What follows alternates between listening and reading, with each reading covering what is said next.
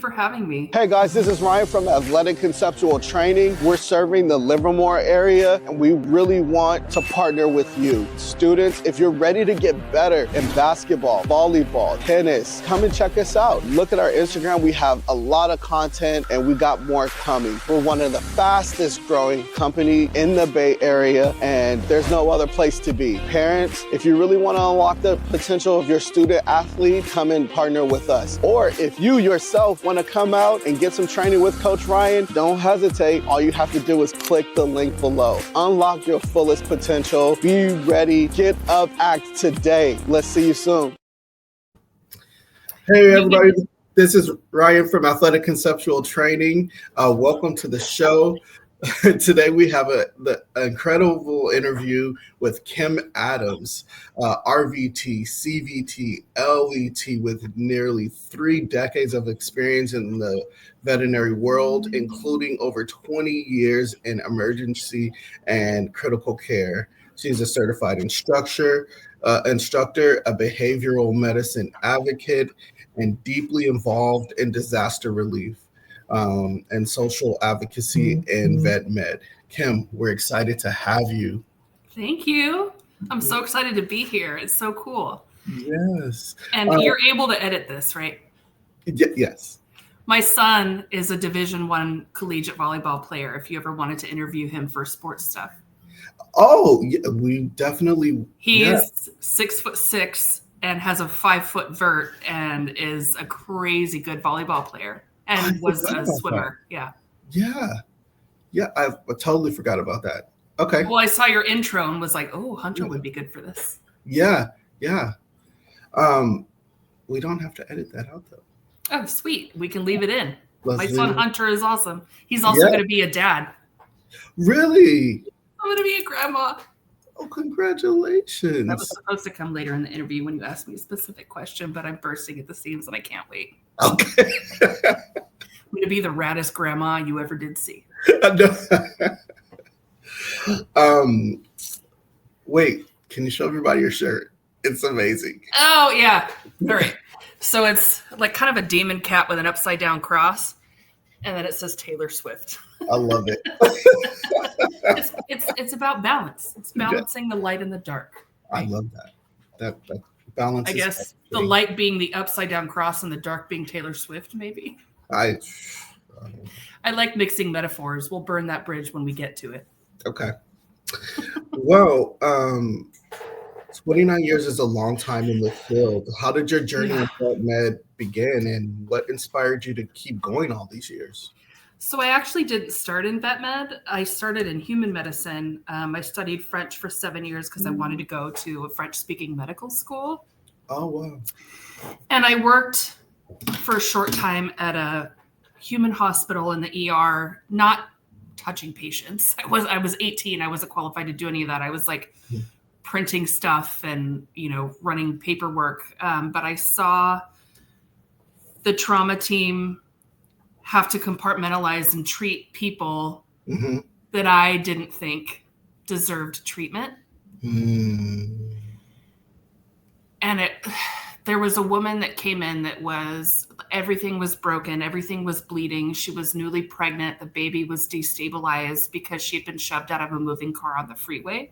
And so I watched the trauma team mobilize and help her.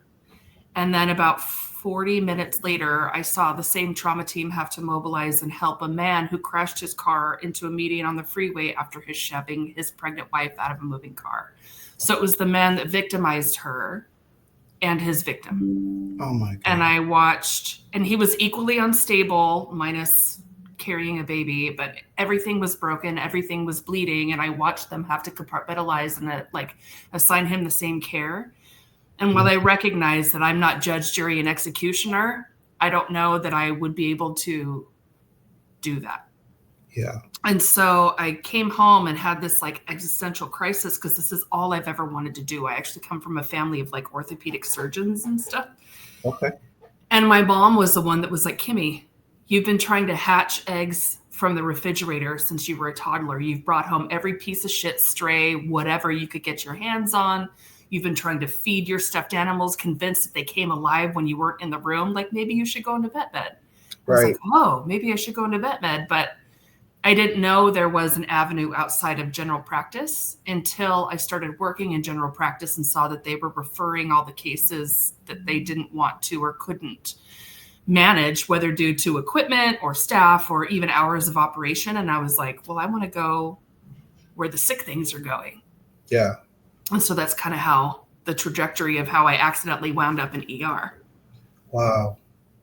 And I got bored in GP, like spay, neuter, cystotomy, it was, and treatment is better for the patient prevention is better for the patient. Mm-hmm. But I didn't want to do the prevention side anymore. And that service is so valuable. We see what happens to unvaccinated pets. We see what happens to pets that aren't spayed and neutered even, with pyometras and testicular cancer and, prostate stuff and all of that. But I wanted to go where the sick things were. I liked the adrenaline and the quick decision making. You have one chance to do the one thing one time or it's dead. I like that pressure. Yeah. I like it. Has there been an ER case that shaped the way you moved forward in treating patients or solidifying your transition into emergency care? Oh man, there are so many memorable cases. And it's funny because people ask me like, oh, do you know this owner, blah, blah, blah. And I'm like, what's their pet's name? Yeah. I can remember a lot of patients, man. Over a long time. I joke that I've been in vet med since the 1900s. Mm-hmm. And there's one story that I pretty routinely tell. There was a dog that was seen for nonstop seizures. She woke the owners up at like 3 a.m., a little Maltese that was having really, really bad grand mal seizures in the middle of the night. And she sleeps with them. So there wasn't a risk of her eating something or falling or whatever. She just started having seizures. And they brought the pet in for treatment. And we tried, Keppra and diazepam and midazolam. We tried CRIs. We tried everything. We couldn't control the seizures. So we had to put her on a propofol CRI to keep her asleep. And I was the technician managing all of her vitals and making sure to adjust the CRI so she didn't die. And every time we tried to ring the propofol, she would immediately start having seizures. And there was an alternative medicine doctor on site. And during rounds, when they were talking about the case, she said, oh, hang on, I got this. And she left the room. And then she came back with a surgical stapler and went ka-chunk, ka-chunk, ka-chunk, ka-chunk, ka-chunk. Maybe not in those specific spaces, but put 5 staples in, and it was semi-permanent acupuncture. Yeah. So we could wean the propofol. And when the dog woke up, she wasn't neurologically appropriate, but she didn't have seizures. And we were able to get enough anti-seizure medication and anticonvulsants on board to save this dog and pursue advanced diagnostics. And like, if she hadn't intervened, I don't know that we wouldn't have euthanized because we couldn't control her seizures. Wow. And it wasn't sustainable to keep this dog in like an induced coma. Wow. And I've always been like, it's called practicing medicine. We're supposed to practice and evolve with the times and be amenable to change and learn. But for some reason, alt med in my mind didn't have a place in ER.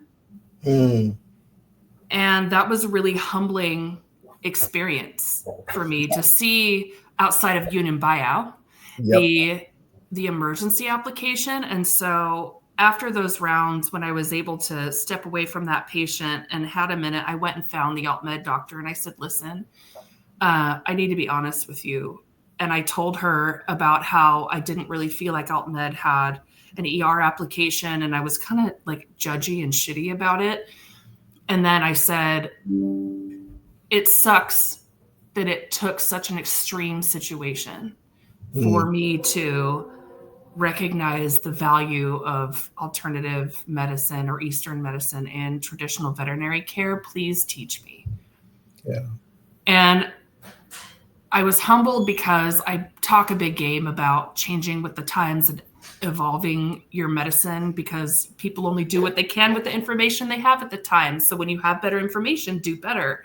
Right. And I kind of like shut this part off, and Eastern medicine is extremely well researched. It's been around for thousands of years, and I completely just shut out this branch of medicine. Like, who am I? Right. And so she did. This alt med doctor was like, I didn't know. I never knew that you felt that way. And of course she wouldn't, because I try to be very professional at work as far as like who I interact with, and kindness and empathy and hi, good morning. But she did. She took me under her wing and taught me so much. And I didn't have to turn myself inside out and tell her all of those like inner thoughts and my inner monologue, but I felt like it was the right thing to do. Integrity is really important to me. And so I needed to be honest with her about where I was at and what I saw and what the turnaround was and why I was asking her for her help, and then leave it to her with all the information I could provide to decide whether or not she wanted to help me. And she did. She absolutely did. And it was amazing. Wow. Oh, that's such a moving story, and so much to learn from. Just leading into the next question, I think it works out well. Who were the major influencers or mentors that shaped your mindset early on?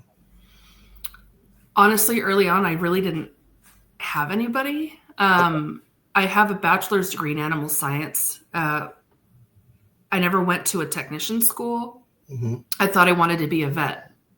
Yeah. And then working in the field and seeing the difference in tasks. The technicians are the ones that touch the animals more. Yeah. And that's what I wanted to do.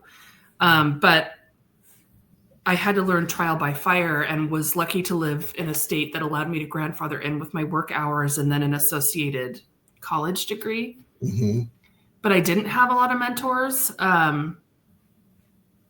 When I was coming up, and I think it's still the same in a lot of clinics, which is shitty, is we're kind of awful to each other.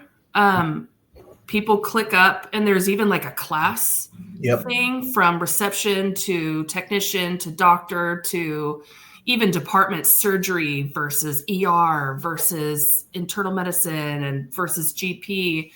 And I was just stubborn and tenacious. And I was like, I'm going to get these answers and I'm going to get these questions, because ultimately I was like, fuck these people. I want to help patients.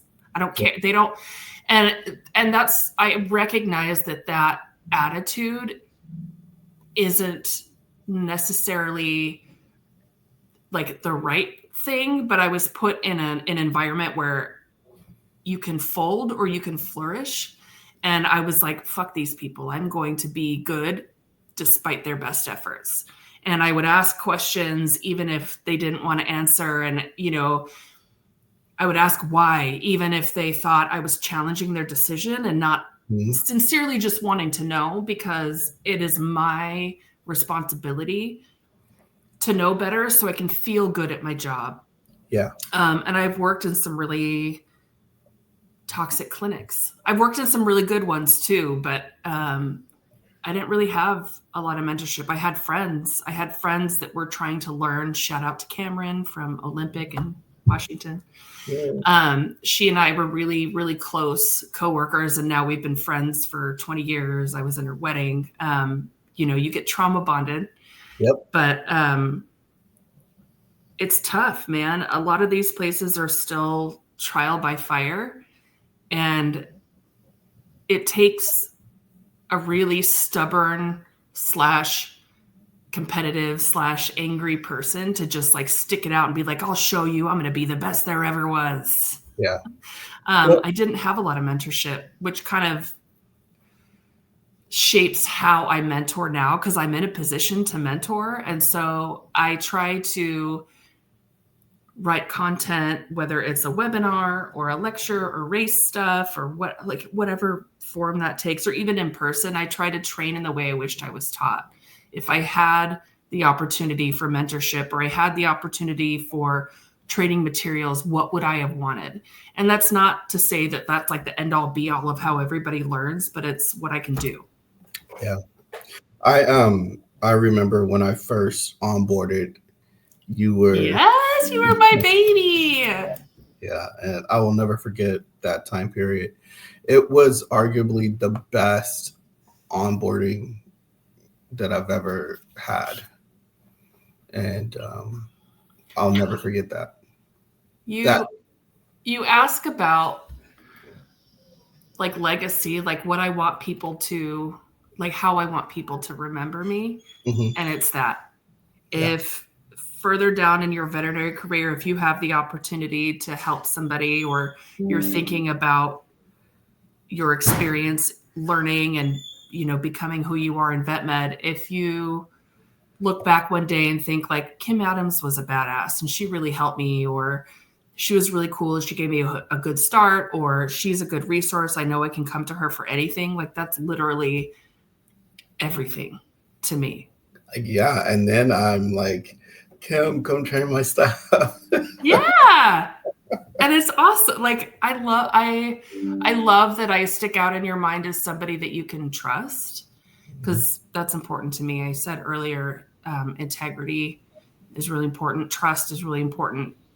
Transparency, not as a corporate buzzword, but actual transparency is really important. If I don't know, I'm going to tell you I don't know, but I will help you find somebody who does, and then we can both find out together. That's awesome. I love that. Yeah. Well, tell me a little bit about your training. You a race instructor? Yeah. So my friend Kristen Freitas and I started a little bit of side hustle where we developed K&K Veterinary Learning and Development. Email kkvetld@gmail.com. Mm-hmm. So my role in the current company I work for is experiential clinical learning and development. So wet labs, recover certification labs for basic and advanced life support, any hands-on stuff people need, they can hit us up. If they're in network, it's free. If they're out, they can let Kristen and I know, and we can provide that training. We get everything race approved for doctors and technicians. We try to make sure every presentation is race approved for both.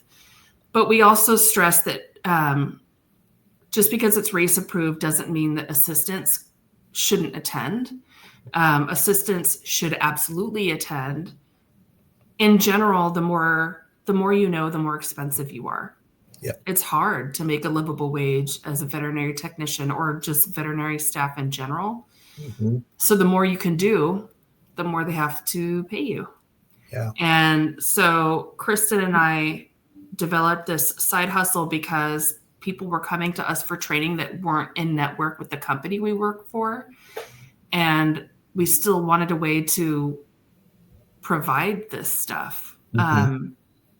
Because if people are reaching out to us, it's because they need it. Yeah. Like they're not going to seek us out if they don't need that training. And it's really important to me that I share what I know, because nothing I know is proprietary. I learned it somewhere. Mm-hmm. And honestly, like my whole goal, my whole reason for existing is if you're 29 years in the vet field and you know more than I do right now, that's the whole point. Yeah. Like, what can I do to help you skip steps so you don't have to learn the hard way, and then you can be better than I am? Because that's how we get the field to like evolve and be better and get taken seriously. Yeah, I love that. By the way, everybody, I have firsthand experience with K&K, and they are amazing. They came out to my hospital and did a CPR training, and it was amazing. And yes, all my assistants, receptionists, and everybody were involved in that. And it only made us grow as a hospital. It was a great bonding experience, and it gave everybody an opportunity to learn and kind of witness something that they may have not before. I also believe that the whole hospital should be practicing CPR. from the front to back so that we have a great flow. I mean, the chances of getting a patient back is slim, but when we're all working together, then the chances, I feel like, increase. And CPR can be really stressful. It can be really hectic and feel very frenzied. And we dump all the same stress hormones that patients release. And this job is hard enough, dude. We don't need additional stress. And so it's important that the staff throughout the hospital recognizes when something is coding or when it's like worst case scenario. And ultimately, they're already dead. You can't make it worse. But if we're going to do it, let's fucking do it, you know? And let everybody be trained and feel confident in what they're doing so that we're not more stressed out than is absolutely necessary, because we know mental health can be trash in this field. And I think it's important to take that head on and, to your credit, train all your staff, not just your clinical staff, so that they don't have to experience the stress of something coding and then also experience the stress of not knowing what the hell to do. Right. What is, for all the people that don't understand, what is an RVT? So RVT is registered veterinary technician. There's CVT and LVT. CVT is certified veterinary technician and LVT is licensed veterinary technician. It can vary state to state. They all essentially mean the same thing, that I sat for national boards, which is the VTNE, the Veterinary Technician National Exam. I passed the national boards, again, in the 1900s when it was still on paper. But then state to state, there's usually some sort of a jurisprudence exam that tells you what you can and can't do in that state. So in some states, I can do dental extractions. In other states, I can neuter cats. In other states, I can close abdominal surgeries. In other states, like California, I can get my own DEA license and euthanize, which I don't want to do, but it's an option. So laws vary state to state. But yeah, that's what that means. Perfect. So you've helped animals during disasters. You've been part of the CAV MRC. What was that experience like, and how do you prepare both mentally and logistically for rescue deployments? That's a good question. So every state that I've been licensed in, which is 5 different ones. I was married to a man in the Navy, and so we flip-flopped coastally. Okay. Each state has their version of disaster relief. So hurricanes, flooding, fires in California, when the shit hits the fan, you hear a lot on the news about people, but there's still animals left behind or, that have fallen victim to natural disasters. So in California, it's the California Veterinary Medical Reserve Corps, which is the CAVMRC. In California, most of the animals have fallen victim to burns and fire emergencies. Everyone who volunteers for that organization has to be a licensed veterinary professional. But the bulk of people who volunteer represent the bulk of people in our profession, which are general practice. And there are some retired veterinarians and retired technicians that also volunteer for that organization. So essentially what happens is we get an email saying something is happening. If we were to deploy, are you available? And you can say yes or no and give your availability. If and when specifically I'm asked to go, it generally goes something like, oh, thank you for coming. I'm so glad you're here. And it's usually at some fairgrounds that they've set up some triage tents at, and they give you like a vest. And sometimes it's run by the American Humane Society or a division of the health or this police department. So I get sworn in, which is weird. Oh, wow. And then they're like, oh, wait, your emergency? Oh my God, your emergency, come here. And they bring you to like the worst shit ever. Wow. Because the bulk of our community is GP. Yeah. Which is great. But sometimes there's bad stuff happening. And I try to volunteer as much as I can because I understand that I am uniquely qualified to deal with the worst of the worst. Kristen and I were working on a case that was actually filmed by National Geographic forever ago. It was a dog that had been shot with buckshot, was parvo and distemper positive. Oh. Yeah, and then like one other thing. It was crazy. And they're still a managing veterinarian because we can't do anything, even as registered technicians, without veterinary approval for a treatment plan. That's just like a nurse and a doctor. A nurse can't administer treatment without the doctor approving it first in human medicine. So I would go up to this doctor who was GP and I would say, we probably need to start a second catheter and start plasma, right? And he's like, yeah. And I go up, we probably need more pain control, right? Yeah, do that. And then he was like, whatever, just do what you got to do. Because things, get scary and they get bad. But I like being able to volunteer with the understanding that I'm really experienced in ER specifically. Yeah. And that I can help in that capacity. I know enough about specialty emergencies to be dangerous. I can help oncology emergencies, neurologic emergencies, but the nuances in inpatient treatment or ongoing treatment, I don't know. But responding to a fire disaster, I got that. Burn mitigation, I got that. When things are on fire, everything in the soil is aerosolized. So distemper, parvo, double infection, I got that. Mm-hmm. Yeah, so that I can do, and I try to help as much as I can. Wow, that your experience is so amazing. You juggle so much with all the certifications, rescue work, family, and music. How do you maintain balance, and what's something people might not expect about you outside of VetMed? I don't know that I maintain balance. To be real, I don't know that I maintain balance. I take calls on weekends. I take messages on weekends. I do podcasts after hours. Yeah. And it's so cheesy, but they're like, oh, if you love what you do, you'll never work a day in your life. Yeah.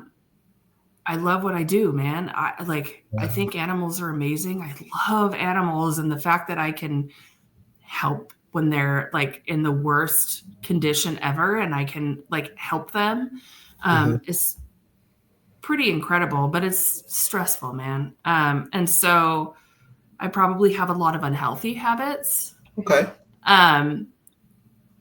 I do tattoo therapy for sure. I'm covered in tattoos. You probably can't tell, but I'm covered in tattoos, but luckily my husband is a tattoo artist. We own our own shop, Flying Crow Tattoo in Manteca. There you go. So that helps. But I do try to I have a really busy brain. I have ADHD. So if I don't give it something to think about, it'll just run. Yeah. So I'll take a bath with a glass of wine and I'll listen to an audiobook and play a game on my phone at the same time. Or I try to chill and listen to music and then do like a coloring book or something to keep my brain busy, but not focused on that bus citation I got when I was in 8th grade. It's just, I fall asleep with the TV on. And to be totally transparent in a real way, I'm on Lexapro. I think, the SSRI has really helped me kind of cope with stuff and not see everything as a world-ending event. It's mellowed me out a lot, which has been really nice. I'm not on ADHD medication specifically, but dude, you need what you need. You need what you need. And I think self-care can take a lot of different forms depending on what's going off the rails. Yeah. Time is a big thing for me. I don't want stuff. I just want time. And so last weekend, my husband and I went to an air show. I love airplanes. So he took me to an air show and that was awesome. Just spending the day, listening to jets, and my brain didn't have a chance to roll out of whatever because it was so loud or concerts or like a movie with a buddy, or like even snuggling up, obviously, with my myriad of rescues and dogs. So I feel like there's a lot of conversation around mental wellness, which is great because we need that. We need that acknowledgement. But I myself included, we don't always know what self-care looks like for us. So I'm just kind of fumbling around in the universe like everybody else is, being like, oh, this feels good and is not destructive. Let's do more of that. Depending on what's going on, really. Well, I think, especially for people in the veterinary profession, alluding to what you said before, which I think is really true, we have this belief that trial by fire can be reality, and I think we take that on in our work and in life. And we do need to do a little bit better job at taking care of ourselves so that we can take care of the pets. And I really appreciate you sharing your journey with mental health and wellness, because it is a real thing. And I think more of us need to pay attention to those things and, be a bit more open about that. I think through that, we can start to heal and we can fix some of the toxicity and issues that we may experience. We can understand that this person maybe didn't necessarily mean directly to us that outburst, but they were just overwhelmed or had sensory overload or whatever the case may be. I think psychological safety is so important, man, especially when you're in an environment where you're trying to learn. And if you work in vet med, you should always be trying to learn. If you feel like you are an expert and you've got nothing left to learn, you either need to like switch departments or retire. Right. Because and I know a lot about ER, dude, but I don't know everything. And I've talked about my friend and my colleague, Kristen Freitas. She's brilliant. She's also worked ER forever and has a VTS in emergency and critical care. But what I know and focus on is not the same as what she knows and focuses on. And I admire her for her brain.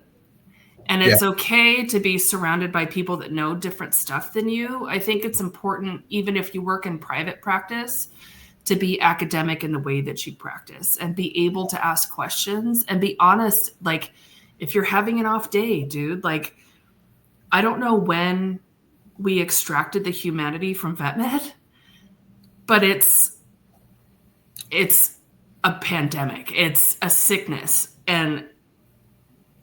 But people are like, oh, like, leave your stuff at the door. Like, you're at work now. Like, when you get to work, you're at work. But we're not robots. Right. We're human beings. And of course, personal stuff is going to affect work. But if I'm going to demand that you give me grace when I'm having a bad day, I need to give you grace when you're having a bad day. And sometimes those 2 days coincide. So the main thing that I try really hard to emphasize is just assume positive intent. Nobody is trying to do a bad job. If you show up 20 minutes late or 20 minutes late to work with Starbucks, I'm not going to be like, this bitch. Mm-hmm. I'm going to think you had a really hard day. Maybe that coffee is the one thing that's going to get you through the shift. Good Lord. Well, I mean, that's the majority of us. But maybe you were on time and you spent 20 minutes crying in the parking lot. I don't know.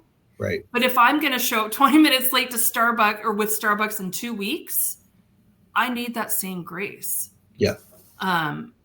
People are allowed to have peaks and valleys. And more importantly, it does affect your patients. Like you and I may not, or like me and somebody else, you and somebody else may not know each other well enough to the point where you could tell me like, oh, today's great. I'm having a fantastic day. Nothing is wrong. Great. And then you go about your day. But our patients are going to read you the way they read each other, which is body language. They're going to look at the way that you move, when you move, how you move, where your eyes go, how you're breathing, all of the micro movements that you don't even know you're doing.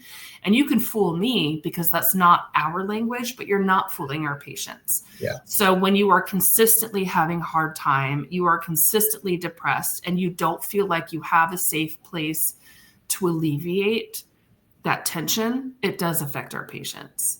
And I want better for you, dude. Like I don't expect every day to be a good day, but I want everybody to have job satisfaction and feel good in what they do and how they do it. And if that's not happening, there's a bigger conversation that needs to be had. I love that. And just while you were talking, it just made me think about my what I do in each and every hospital now going forward. When I'm working, I look to partner with people. Like that's my main goal. And I say people intentionally and not pets is because we have so many qualified individuals in this profession who don't feel confident and supported. And whenever I go in, I mean, right now I'm doing relief, and I'll look at someone and I'll see if they're having a hard time, and I'll just gently nudge over, what do you need? That's all I say. Oh, I need blah, blah, blah. Okay. Go get that for them. You good? All right. Then I'll go find someone else. And then all of a sudden the flow of the hospital changes. The mood of the hospital changes. I'll look to put on some light music. And really my focus right now is taking care of the people who are taking care of our pets, because that makes the difference to me. I've seen you work. I've worked with you. Yeah. And the two things that I know to universally be true are humor and music diffuse tension. Yeah. Period. And you're funny, you're smart, you're capable, you absolutely use the music, and you absolutely use humor to ingratiate yourself with your coworkers, and to build trust, not only with like your personality, but being able to actually perform the skills that are needed for the patient, help people around you. And I think that's so important. Again, whatever we can do to foster psychological safety, to be somebody that other people that may not feel as confident in doing stuff, to be the person that somebody can come to and say, hey, so-and-so asked me to do this, or I really wanted to know more about this. Like, what do you think about that? Or how can I teach you? Or even somebody to help other people advocate and say, hey, I've seen the patient exhibiting this behavior. I went to the doctor. They're not concerned. I'm really concerned. What can I do? And sometimes it's that other person with a little more weight to throw around to go to another technician or a doctor or admin and say, this isn't cool, man. To advocate for patients, because ultimately that's our goal. I think that you do that flawlessly. And I'm really happy to see you in a space where like you're sharing not only what like other people and other, colleagues that or whatever, but just you personally being able to share that in real time on your podcast, but also like at work. I've seen that firsthand, and I think that's dope. Oh, thank you. Well, take it and learn from the best. Hell yeah. So what do you love to do when you're not saving lives? You alluded to tattoos. What else? Oh God. I mean, literally anything. I like going to concerts and drag shows. Those are my favorite. I like spending time just like even chilling with my kids in the summertime, like any chance I have to swim in anything, not acid, but like, water. I like cliff jumping. I don't like hiking, but if I have to hike to somewhere I can cliff jump, I will. Okay. This body is not made for continual hiking, but it is made to swim. I'm very buoyant, so that I enjoy. I like hanging out with my dogs. Yeah. My dogs are super cool. Hanging out with my husband. my husband's the coolest man on the planet. And, when the pandemic hit, they were like, shelter in place, don't leave your house. Nobody's working, stay at home. And I was like, just hang out and watch movies with this guy, with my best friend. And they were like, yeah. And I'm like, all right.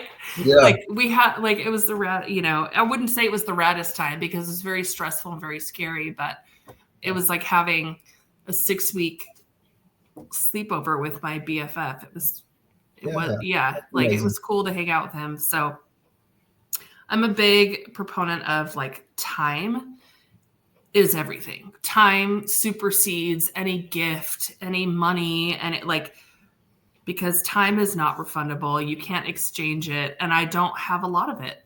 And so spending time and building like memories and cultivating bonds with people I care about is really important to me. So anytime I can spend my time with the people that I love and care about is the coolest. Where do you see yourself going next in the field? Any dreams, goals, or specializations you're chasing? Oh, always. Oh. I'm a voracious learner and accreditation collector. All the letters after anybody's last name, all that means is you can pass a test. It doesn't mean you can do the work. Yeah. So it's important to me to get the accreditations because that's what gets the attention of they and them, right? The people who sign my paycheck. But it's also important to me to like be able to physically do the work and then impart that knowledge. And then that suggestion of like, you should pursue this too. Like I would really like to get my VCC, which is veterinary cannabis counselor. Okay. That kind of parlays into the Eastern medicine a bit because how can cannabinoids help our patients without causing a toxicity? But just stuff like that. God, there even like the IVAPM certification for a pain management practitioner. There's so much. And fear-free elite, I already have. Low stress handling, I already have, but any other behavior credentials I can get would be cool because I feel like that's a pretty big miss in ER is we get so focused on the treatment aspect and we don't have a lot of tools to like deal with the behavioral part.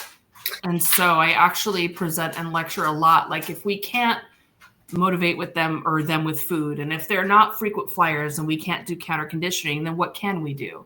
And so I lecture a lot at different conferences and stuff on the then what, like if not that, then this, to still convey the right message to our patients. Yeah, I did a podcast earlier, and one of the things that the nurses talked about was paying attention to the behavior of a pet and the body language.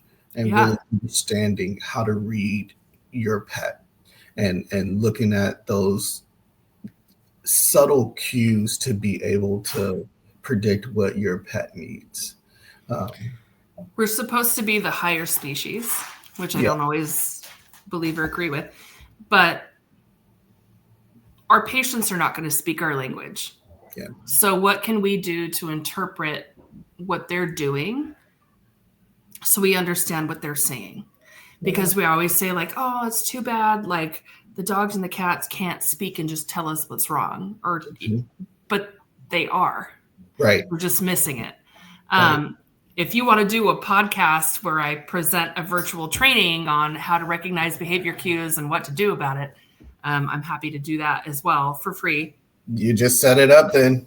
Let's do it. I mean, and that's the other thing. Like, I know a lot. I don't know everything, but I know a lot. And again, nothing I learned is proprietary. So I'll give you everything I got. If I've written it, if I've learned it, if I've presented it, if I've seen it, and if I've used it, my cool ER shortcuts, like you can have it, man. Like it's not, I want the patients to be okay. And I want us as technicians and assistants to like fucking like, let's do it. Let's do the things. this is most definitely the platform for this, and I really appreciate your work and your determination.